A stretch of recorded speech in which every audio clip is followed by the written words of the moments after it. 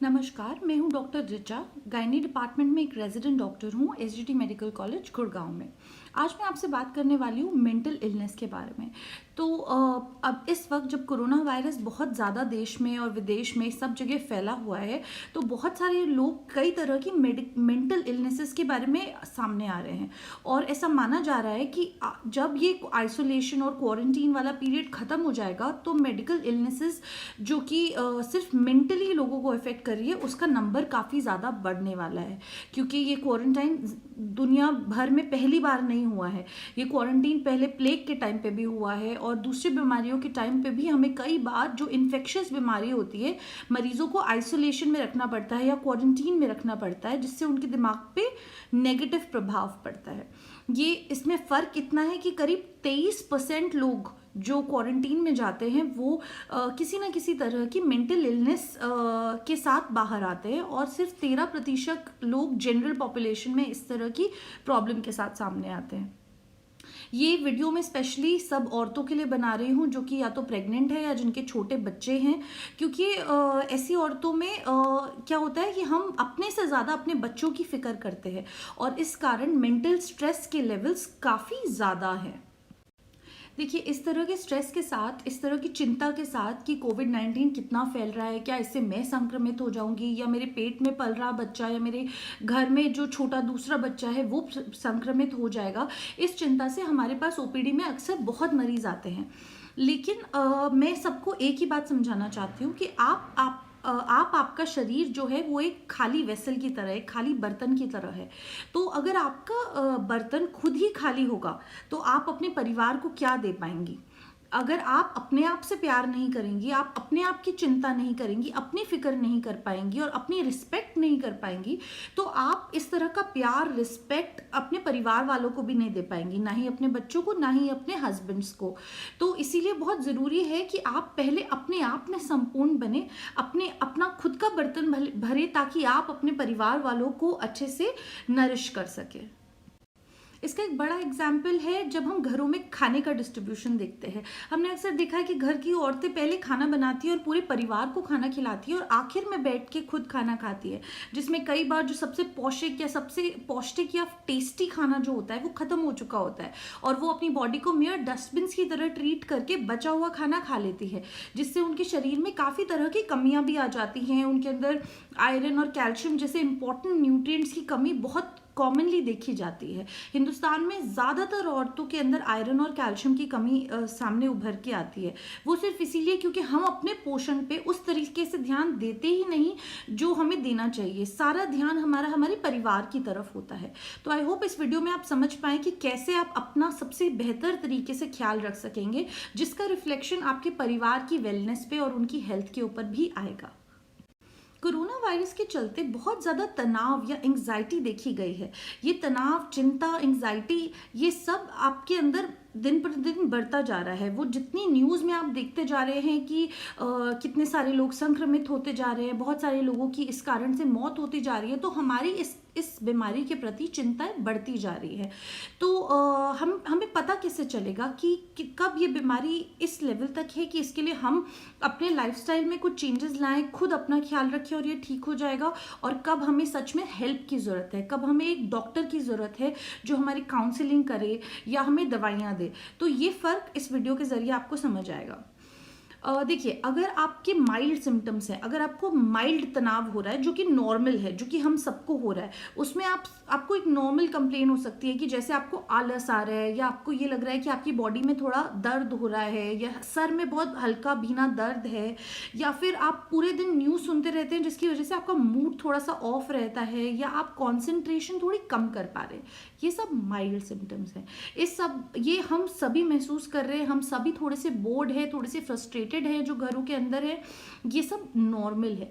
लेकिन कभी कभी जब ये चिंता और ये एंग्जाइटी हद से ज़्यादा बढ़ जाती है तो इसके ग्रेव सिम्टम्स आते हैं। ग्रेव सिम्टम्स होते हैं जैसे कि आपको नींद आनी बंद हो जाती है, आपको 3 से 4 रातों में अगर सिर्फ 2 या 3 घंटे से ऊपर नींद नहीं आ रही है पूरे 24 घंटे में, तो इसका मतलब कि आपको एंग्जाइटी लेवल्स बहुत हाई हो गए हैं, या आपकी भूख मिट गई है। जितनी आपको भूख पहले लगा करती थी, अगर आपकी भूख उससे 20% से भी कम रह गई है, तो ये एक चिंताजनक बात है जिसके लिए आपको डॉक्टर की सलाह लेनी चाहिए।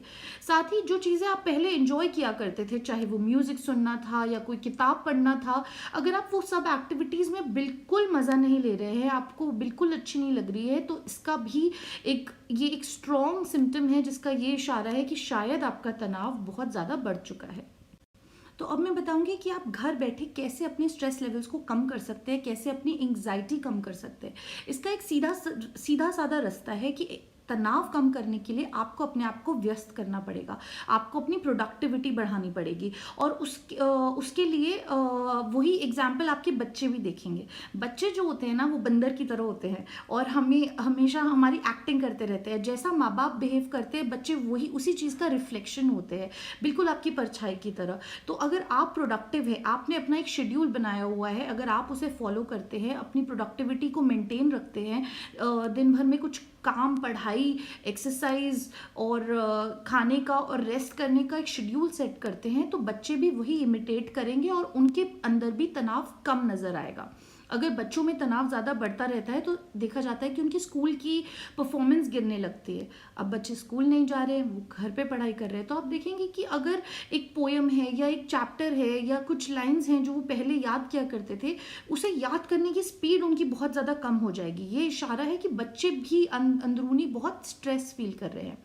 तो आप ऐसा क्या कर सकते हैं जो आपके बच्चे कॉपी करें और इम्प्रूव कर जाएं। आपको देखिए, हर रोज़ सवेरे उठ के एक बार नहा लेना चाहिए और नए कपड़े पहन लेने चाहिए। सिर्फ ये शारीरिक चेंज जो हम अपने अंदर लाते हैं, रोज़ नहाने का, रोज़ अच्छे कपड़े पहनने का, तैयार होने का, उससे हमारे काम पे रिफ्लेक्शन आता है, हमारे मूड पे इफेक्ट आता है। तो अगर आप अपने दिन की शुरुआत इस तरीके से करेंगे तो उसमें बहुत आपको फ़ायदा होगा। अगर आप सुबह प्रेयर करते हैं या मेडिटेशन करते हैं तो वो एक बहुत अच्छी हैबिट है, आपको उसे कंटिन्यू रखना चाहिए। सोने का और उठने का एक टाइम होना चाहिए। पूरे दिन अगर आप बिस्तर में ही रहेंगे तो आपके अंदर आलस ज़्यादा आएगा, प्रोडक्टिविटी कम होगी और मूड खराब होगा। तो आप इन सब चीज़ों को अवॉइड कीजिए। आप अपने दिन को डिवाइड कर लीजिए कि इतने घंटे आपके काम का टाइम है, इतने घंटे आपके इंजॉयमेंट का टाइम है, इतने घंटे आपके सोने का टाइम है। और एक्सरसाइज का भी एक अलग वक्त होना चाहिए। कुछ हद तक फिजिकल एक्सरसाइज हम सबको करनी चाहिए। इवन जो औरतें प्रेग्नेंट है उनको भी एक्सरसाइज करनी चाहिए। आपको एक माइल्ड वॉक लेनी चाहिए हर रोज़। वो घर के अंदर ही आप ले सकते हैं, कमरे के अंदर ले सकते हैं या छत पे ले सकते हैं। तो करीब 20 मिनट माइल्ड वॉकिंग या फिर योगा करना। यूट्यूब पे भी बहुत सारे वीडियोज़ हैं जिसपे आप प्रेगनेंसी के दौरान अपनी प्रेगनेंसी के अकॉर्डिंग हर महीने अलग अलग तरीके का योगा कर सकते हैं। तो वो फॉलो करना बहुत अच्छा रहेगा। बहुत ही हैवी एक्सरसाइज करना या जंपिंग करना हम आपको सजेस्ट नहीं करेंगे प्रेगनेंसी में, क्योंकि लेकिन अगर आप ये पहले से करते आ रहे हैं, अगर आपकी एथलेटिक बॉडी, आप पहले से रनिंग करते जा रहे हैं, तो वो आप कुछ हद तक कंटिन्यू कर सकते हैं, पर उसके लिए भी आपको डॉक्टर की सलाह लेनी पड़ेगी। इसके अलावा अच्छा होगा कि आप अपना बिस्तर छोड़ के एक डेजिग्नेटेड जगह पे बैठ के हर रोज़ काम शुरू करें। अगर आप कोई भी काम करते हैं, चाहे वो आप कोई बुक्स की रीडिंग करते हैं या फिर पढ़ाई करते हैं या लैपटॉप पे काम करते हैं, तो उसकी एक स्पेसिफिक डेजिग्नेटेड जगह होनी चाहिए, चाहे वो स्टडी टेबल हुआ या डाइनिंग टेबल हुआ। उससे क्या होता है कि आपका दिमाग ऑटोमेटिकली फास्टर फंक्शन करने लग जाता है कि ये आपकी काम की जगह है और आप उसमें इफेक्टिव बेटर हो जाते हैं। अपनी प्रोडक्टिविटी बढ़ाने का एक बहुत ही बेहतरीन तरीका है जिसे बोलते हैं पेंडोरा मेथड। इस मेथड में आप 25 मिनट तक बैठ के एक काम को करते हैं, जो भी आपका असाइनमेंट होगा आप 25 मिनट ध्यान देके उस काम को करेंगे, फिर आप 5 मिनट का रेस्ट लेंगे। ऐसा आप 4 बार करते जाएंगे, 25 मिनट काम और 5 मिनट ब्रेक, और उसके बाद आप एक लंबा ब्रेक ले सकते हैं जो कि घंटे या 1.5 घंटे का हो सकता है। यदि आपको लगता है कि 25 मिनट भी आपको कॉन्सेंट्रेशन में समस्या आ रही है तो आप उसको छोटे ड्यूरेशन के लिए कर सकते हैं, जैसे कि 15 मिनट काम किया और 10 मिनट का ब्रेक ले लिया, और ये साइकिल फिर से 4 बार चलाई। देखा गया है कि बहुत सारी रिसर्च से सामने आया कि ये पेंडोरा मेथड से जब प्रोडक्टिविटी का मेजरमेंट लिया जाता है तो इसमें सबसे मैक्सिमम प्रोडक्टिविटी आती है यदि आप इसे डिसिप्लिन से फॉलो करें। यदि आप ये सब फॉलो करेंगे, हर रोज़ सुबह ऐसे तैयार होकर बैठेंगे, कुछ काम करेंगे, एक्सरसाइज करेंगे, न्यूट्रिशियस खाना खाएंगे और टाइम पे सोना उठना करेंगे, तो आपके बच्चे भी वही फॉलो करेंगे। तो आपकी गुड हेल्थ आपके बच्चों के अंदर रिफ्लेक्ट करने लग जाएगी। एक लास्ट उदाहरण जो मैं आपको देना चाहूँगी वो ये है कि कई बार नेचुरल कैलामिटीज़ आ जाती हैं, कई बार बाढ़ आ जाती है, या कोई और किसी तरह का वोल्केनो फट गया, तो या फिर किसी एक देश में बहुत ज़्यादा टेररिज्म बढ़ गया, तो हमें रेफ्यूजी कैंप्स बनाने पड़ते हैं, लोगों को उनके घरों से अलग करना पड़ता है, जो काफ़ी ट्रॉमा की सिचुएशन होती है, बहुत मेंटल तनाव होता है जब आप अपनी बनाई हुई जगह पे अपने घर से दूर हो जाते हैं। तो जब आप इस तनाव में होते हैं और एक रेफ्यूजी कैंप में होते हैं, तो मेडिकल टीम सबसे पहले बीमार और चोट लगे हुए लोगों की मदद करती है। और दूसरी चीज़ जो ऐसे कैंप में सबसे पहले शुरू की जाती है वो है बच्चों के स्कूल। ऐसे लगता है कि बच्चों की पढ़ाई इतनी बड़ी प्रॉब्लम में ज़रूरी तो नहीं है, लेकिन जब वो सीख क्या रहे हैं, पढ़ाई में आगे कितना बढ़ रहे हैं, वो ज़रूरी नहीं है। बच्चों को एक नॉर्मल रूटीन देना बहुत ज़्यादा एसेंशियल है।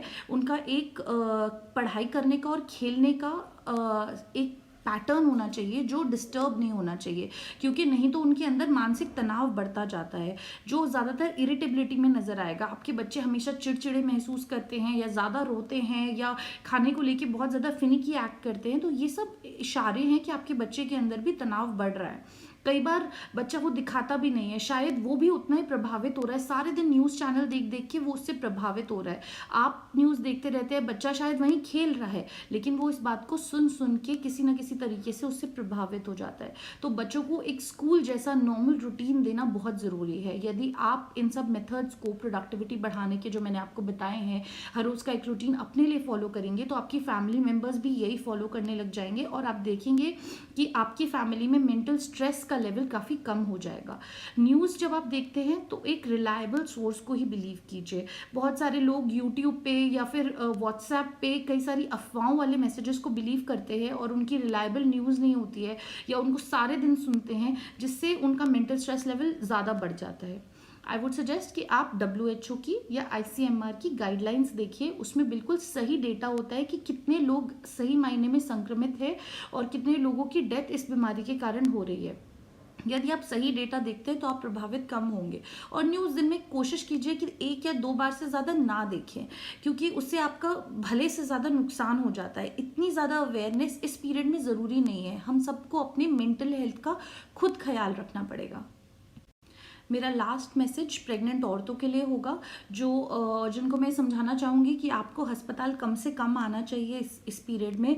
मैं पहले भी अपने वीडियोस में बता चुकी हूँ कि 12 हफ्ते, 20 हफ्ते, 24 हफ्ते और 36 हफ्ते, 36 हफ्ते, ये आपकी प्रेगनेंसी के पीरियड्स हैं जिसमें आपको अस्पताल आना है। आपकी प्रेगनेंसी 40 हफ्ते की है और उनको हमने 4 भाग में डिवाइड किया है, और इन 4 बार ही आपको अस्पताल में आने के लिए ज़रूरत है। इसके अलावा आप अस्पताल कम आइए, क्योंकि अस्पताल आने से आपके संक्रमित होने के चांसेस बढ़ जाते हैं। साथ ही अस्पताल में जो आपको आयरन और कैल्शियम की दवाइयाँ दी जाती हैं, प्लीज़ उनको प्रेगनेंसी में खाते रहिएगा, क्योंकि आपकी बॉडी को एडिशनल रिक्वायरमेंट है इन न्यूट्रिशंस की। जो औरतें अपने बच्चों को ब्रेस्ट फीड कर रही है तो प्लीज़ उसे कंटिन्यू कीजिए। बहुत सारी मदर्स ये सोचती हैं कि कहीं हम संक्रमित हुए तो हमारे बच्चे को ब्रेस्ट फीडिंग से ये बीमारी लग जाएगी। ब्रेस्ट फीडिंग से ये बीमारी नहीं लगती है। तो आप प्लीज़ वो चिंता अपने दिमाग से हटा के अपने बच्चे को फीड कराइए। यदि आप संक्रमित हैं भी तो भी आप एक फेस मास्क का इस्तेमाल कर सकते हैं और उससे अपने बच्चे को फीड करा सकते हैं। प्लीज़ ये बहुत एसेंशियल एक्टिविटीज़ हैं, अपने बच्चे को फीड कराना, उन्हें सही खाना देना, और अपनी प्रेगनेंसी का, अगर आप प्रेग्नेंट हैं तो उसका ठीक से ख्याल रखना, और इस वक्त कम अस्पताल आना। आई होप ये वीडियो आपके लिए काम आया हो। ये सब मेथड्स को करके आप अपने आप को बेटर स्ट्रेस से दूर रख सकेंगे। हम में से हर किसी का स्ट्रेस का रिस्पॉन्स अलग होता है। शायद मैं बहुत स्ट्रेस में हूँ तो बहुत गुस्से में आ जाऊँ और चीज़ें तोड़ने लग जाऊँ। कोई और होगा जो बहुत स्ट्रेस में आ जाएगा तो बिल्कुल शांत हो जाएगा और किसी से बातचीत नहीं करेगा, सारी चिंताएं अपने मन में सिकोड़ के रखेगा। तो इस तरीके से सबका वेरिएबल रिस्पॉन्स होता है। इस वीडियो से शायद आपको समझ में आया होगा कि कब ये सिम्टम्स इतने ग्रेव हैं कि आपको उसी वक्त हेल्प की ज़रूरत है, आपको डॉक्टर्स के पास आके मिलना चाहिए, और कब ये सिम्टम्स इतने कम हैं कि अगर आप अपनी डेली एक्टिविटीज़ चेंज करेंगे, अपनी डेली प्रोडक्टिविटी बढ़ाएंगे तो आपका फ़ायदा होगा। इसके अलावा भी अगर आपको अपनी प्रेगनेंसी से रिलेटेड या कोई और गाइनी रिलेटेड डाउट्स हो या मेंटल हेल्थ रिलेटेड कोई डाउट्स हो तो आप प्लीज़ नीचे कमेंट सेक्शन में लिख दीजिए, मैं जल्दी उसका जवाब देने की कोशिश करूँगी। Thank you so much.